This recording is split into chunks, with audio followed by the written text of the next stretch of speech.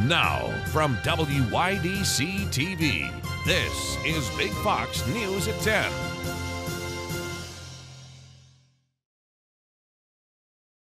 Good evening, I'm Anna Manuel. It's Labor Day weekend in the Southern Tier. Our Maggie Hall went out to ask people about their Labor Day plans and what they're excited about with fall approaching. The days are getting shorter and pumpkin spice is back at your favorite coffee shop. As summer winds down, I went out to ask folks how they plan to spend one of the last weekends of summer. Do you have any plans for this Labor Day? We do. We're going to go see a whole bunch of circus in downtown Ithaca. I'm going over to my dad's. You're going over to your dad's? What are you going to do there? I'm not sure. Maybe play with my baby brother. That's so exciting. What about you guys? Any plans? We're about to leave here and then head to Lewis, Delaware beaches. Ooh, that's so exciting. Got to enjoy the lakes and off to the beaches. Up here. Yeah, we actually have all of our family coming in. We're over at Juanita Lake. Yeah. So we got the family coming in. We're out skiing. Just went down the trail. It was beautiful. That's awesome. The weather's great. Yeah, just looking forward to being out on the lake. Awesome. It's beautiful up here. Came up to Watkins, Glen. My girlfriend and I rented a travel van. So we have it parked up there somewhere. And we're going to be here for the night, and then we're going to go all over the Finger Lakes. Yeah. So winery, some disc golf, and hiking. All right. Are you excited for summer to end and for fall to start? Yes. I'm excited for my baseball team to start again. Yeah. I'm mostly excited about raking leaves and then jumping into them. Yeah. What about you? I'm excited about Halloween. Whether you're out on the boat this weekend or just waiting for Halloween to roll around, there's one thing that's for sure. Summer is almost over and fall is almost here. Maggie Hall, Big Fox News, Watkins, Glen. Officers will not be charged with the shooting of an Elmira man, according to the New York State District Attorney's Office of Special Investigation. 5 officers fired shots that took the life of David Wendell in the summer of 2021. Wendell had an airsoft pistol with the orange safety tips removed. Officers believed this was a real weapon during the incident. The Attorney General's office determined that they would not be able to disprove beyond a reasonable doubt that the officer's action was justified. Poll workers are needed in Chemung County for the upcoming general election. 375 poll workers are needed to run the polls. For the primaries, there were only 225 workers. There are talks of raising the pay to $225 per day for poll workers. Residents who are interested in working the polls must meet the following requirements. You must be registered to vote in Chemung County, attend a training course, and be able to read and write English. For more information, you can call the Board of Elections. Motorsport fans will have the opportunity to see one of the most prestigious events in motorcycle racing this weekend. The Champion Speedway in Owego, New York will host the U.S. Open National Championship. The event will not only host the championship race, but will also feature special guest stars. One of the first passenger planes will be in the Twin Tiers this weekend, and you can take a ride in it. The Ford Tri-Motor was the first plane ever for passenger flight. Only 6 of these planes are still operational, and one of them will offer flights this weekend at the Elmira Airport. 15-minute flights will be offered continuously all weekend from 9 to 5. Tickets start at $80. President Biden is back at the White House following his primetime address to the nation last night from Philadelphia. The president delivered a blistering attack on former President Trump and his supporters, arguing they are a threat to democracy. Madeline Rivera has the latest from Washington. Equality and democracy are under assault. We do ourselves no favor to pretend otherwise. A warning from President Biden Thursday night in Philadelphia about the future of U.S. democracy. He took sharp aim at former President Trump and his supporters, arguing they want to take the country backwards. MAGA Republicans look at America and see carnage and darkness and despair. They spread fear and lies. Lies told for profit and power. The president's address comes at a time when Democrats feel they have increasing momentum ahead of the midterm elections, with issues like abortion motivating voters to the polls. In America, democracy is clearly under attack, as we saw on January 6th, but freedom's under attack, too. by a Supreme Court that has been gerrymandered by Donald Trump's party. In response, former President Trump blasted the speech. Congressional Republicans called it insulting to millions of Americans. They believe President Biden is trying to distract voters from historic inflation and rising crime. I'm very disappointed that the president would call people who don't agree with him those kind of names. I just think he's made a political mistake, but it says something about his administration. Recent polling suggests Republicans are losing steam ahead of the November election to win back control of the House. The Senate is also in play. In Washington, Malda Rivera, Fox News. A retired New York City police officer is sentenced to 10 years in prison for taking part in the January 6th Capitol riot. 56-year-old Thomas Webster's prison term is the longest so far for a riot defendant. He was convicted in May after a jury rejected his claim of self-defense after assaulting a police officer trying to hold off people from storming the Capitol building last year. Webster is a 20-year veteran of the NYPD. A judge will determine the start of his prison term at a later date. The August jobs report coming in as many economists expected. The Federal Reserve will consider that data when considering rate hikes later this month. Chris Foster has more. The U.S. economy seeing a slowdown in hiring last month. 315,000 new jobs were added in August. That's down from 526,000 added in July. The great American jobs machine continues its comeback.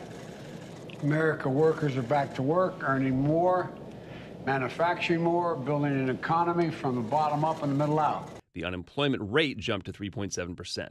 It went up for a good reason. We saw 786,000 people enter back into the labor force. That's one of the biggest numbers we've seen in years. Economic experts blame the slowdown on recent interest rate hikes and high costs. There were job gains in several areas, including healthcare and retail trade. Wages at a 5.2% annual rate, still not keeping up with the pace of inflation. There's been continued signs of weakening, with major companies such as Peloton, Remax, and Bed Bath & Beyond announcing layoffs. You still have that gap between inflation and wages. That workers have lost about 3% in terms of their real wages, and that's a real pinch for families. Friday's report will play a major factor later this month when the Federal Reserve decides whether or not to hike interest rates again. After July's job release, Chairman Jerome Powell warned that rate hikes would continue until inflation comes down. Investors are trying to decide whether or not the Fed probably hikes 75 or 50 basis points, and then how we're going to be set up for the rest of the year. The valuations on especially sectors like technology really come under pressure. The next report that economists will be watching comes next week with the release of the Consumer Price Index, a key indicator of inflation. Chris Foster, Fox News. Your complete holiday forecast is next. Plus, how a Netflix show is revitalizing the popularity of the game of chess. Stay with us. Here's your local stock market update from Big Fox.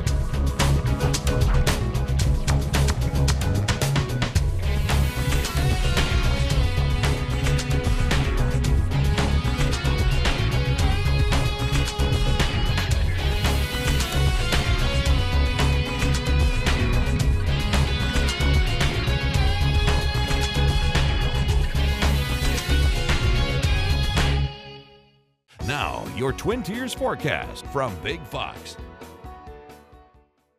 Hi everyone, welcome. I'm meteorologist Sam Ryan. I want to show you the Climate Prediction Center. One of the branches of NOAA just put out their seasonal outlook for the autumn season, and they are painting our area with above average chances of above average temperatures. Put that together. So anyhow, looking at the longer range indicators, they're suggesting that they think, at least, that we are going to have above average normal or above normal temperatures for our autumn months. Now, in the short term here, as we kind of wind down the summer, now we always think of Labor Day weekend as sort of the unofficial end of summer. We'll have the humidity on the rise. It'll be nice here Saturday, but get ready. We'll have the threat, at least, of heavy rainfall Sunday all the way into Tuesday. Could have wave after wave after wave, maybe some breaks in between, but it does appear to be a very unsettled pattern. So that could also lead to some just heavy rainfall amounts. So when I say get ready, check your gutters, make sure those are cleaned out. Your sump pump is in good working order. Just kind of take some of those precautions, just check on things real briefly. So here we are Sunday morning, and we see the clouds on the increase and a chance at a few showers and storms rolling through. Don't have a lot of rainfall to show you on this right now through Sunday at 7 p.m. because the bulk of it arrives just after that, lasts all the way until Tuesday. So overnight, we're looking at temperature 62 here at midnight, 59 at 3 a.m., 6 a.m. temperature around 58. So we'll wake up in those upper 50s to around 60 degrees. Again, a warm, humid afternoon, all the way up to 85. Should be rather pleasant with that increase in humidity kind of throughout the day. We'll see those dew point temperatures starting to climb.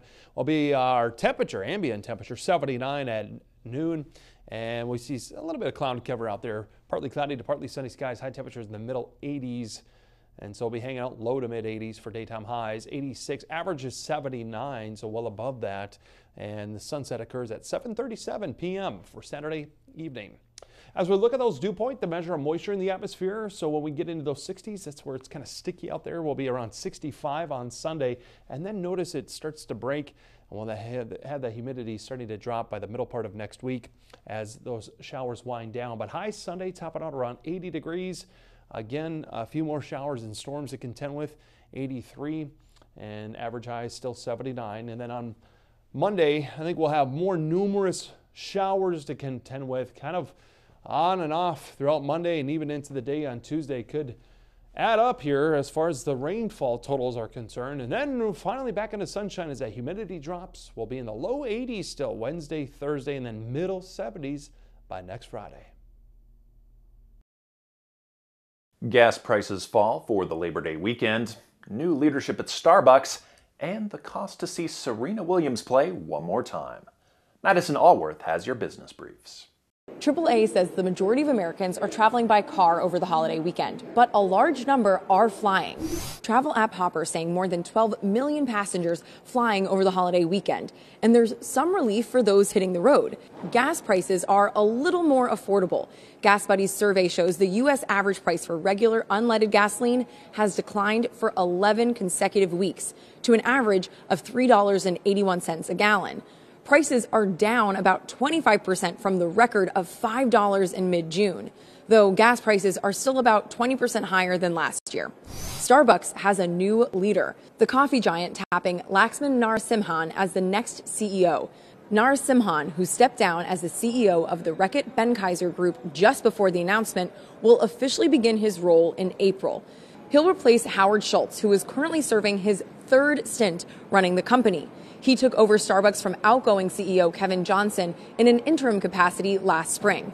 And finally, people shelling out big bucks for a chance to see Serena Williams play one last time. According to Ticket IQ, tickets for Friday's match costing around $530. That's a 143% increase. And tickets for the final on September 11th already averaging at $1,940. That's business. I'm Madison Allworth. A timeless game has seen a resurgence in popularity. Marianne Rafferty has a closer look at what's making people go crazy for chess. It's a game dating back hundreds of years. But no matter how long chess has been around for, its popularity continues rising to new heights. We've seen an increase in memberships on every website, every chess website. Here at the St. Louis Chess Club, we've experienced the same thing. Some of the world's top players say the current uptick in participation is all thanks to the legacy of one streaming giant's hit show, and of all things, COVID-19.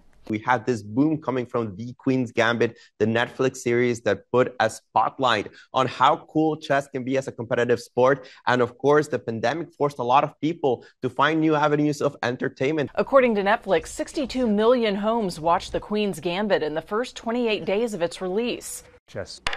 And while the show celebrates a fictional chess prodigy, in real life, all eyes are glued to Magnus Carlsen, the reigning 5-time world chess champion. He has been a legend of the chess world, the dominant force for the last 10 years. Professional players say Carlsen's legacy is inspiring.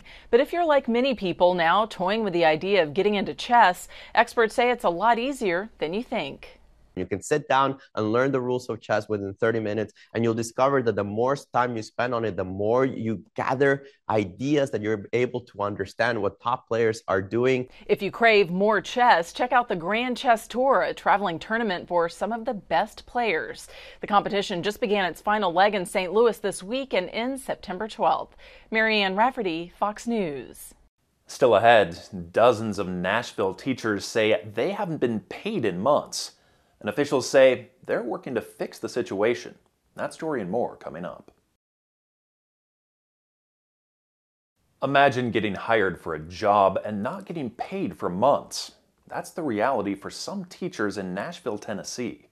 One teacher, who wants to remain anonymous, says she was hired by Metro Public Schools in June and started working in July to prepare her class for the first day of school at the start of last month.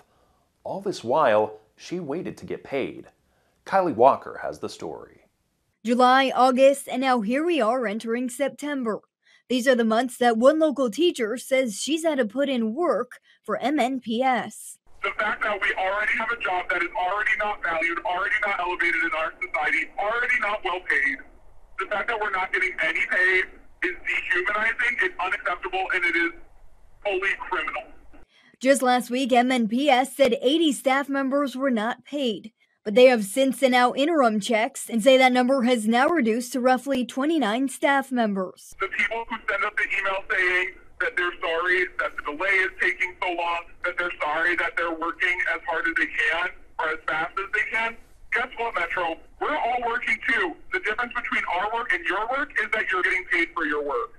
This teacher says she's been offered loans by administrators and employees at her building. She says it's been humbling and kind, but she's not needed to take up their offers. However, she does feel for her fellow colleagues who are struggling to pay their bills. It is a human right to be paid for a job that you are doing, and Metro should have to fill in the gap of those folks who are being slammed with interest and further debt because of their shortcomings. Metro says HR is working nights and weekends to process all paperwork for hires and new hires. And another round of checks will be made out by Friday, saying that they deeply regret any delays. Drive-in movies saw a bit of a comeback during the pandemic, but behind the scenes there were still many challenges, especially as indoor activities started to reopen. A new documentary brings a look at these family-owned businesses, how they're a big part of their communities, and the creative efforts to keep this movie experience going. Here's Ashley Dvorkin.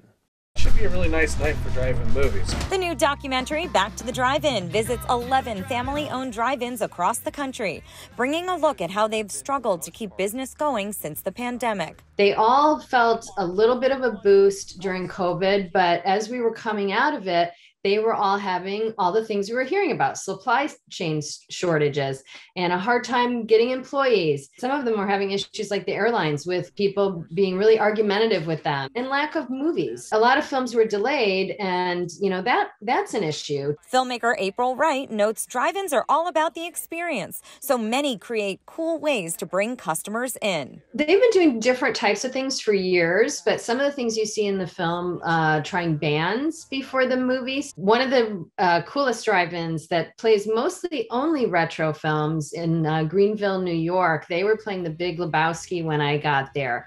And they actually have a bar attached to their snack bar. So they do theme nights that go with the films. And they always sell out really fast. All the drive-ins are family owned.